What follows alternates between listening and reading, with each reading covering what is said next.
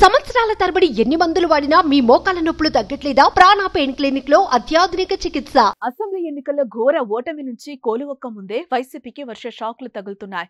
ఇప్పటికే పలు కీలక నేతలు పార్టీని వీడగా తాజాగా మరో ఎంపీ జగన్ కు గుడ్ బై చెప్పేందుకు సిద్ధమైనట్టు తెలుస్తోంది. రాజ్యసభ సభ్యుడు మోపిదేవి వైసీపీకి రాజీనామా చేసి రేపే టీడీపీలో చేరనున్నట్టుగా సమాచారం. సాయంత్రంలోగా ఈ అంశంపై అధికారిక ప్రకటన చేస్తారని వార్తలొస్తున్నాయి. ఇప్పటికే మోపిదేవితో మంత్రి అనగానితో చర్చలు జరిపినట్టుగా తెలుస్తోంది. టీడీపీలోకి వెళ్లేందుకు రంగం సిద్ధమైందని, ఒక్క ప్రకటనే రావాల్సి ఉందని పొలిటికల్ వర్గాల్లో టాక్ నడుస్తోంది.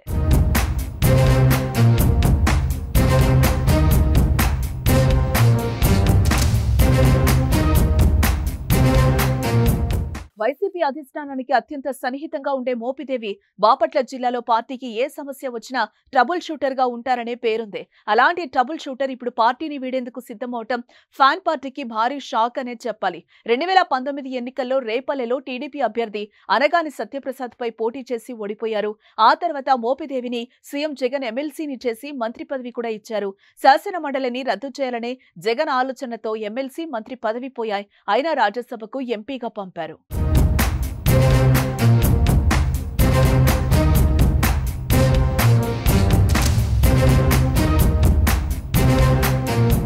ఇక 2024 అసెంబ్లీ ఎన్నికల్లో రేపల్లె నియోజకవర్గం నుంచి ఆయన కుమారుణ్ణి పోటీ చేయించారని భావించారు. కానీ డాక్టర్ ఈవూరు గణేష్ కి వైసీపీ అధిష్టానం టికెట్ కేటాయించింది.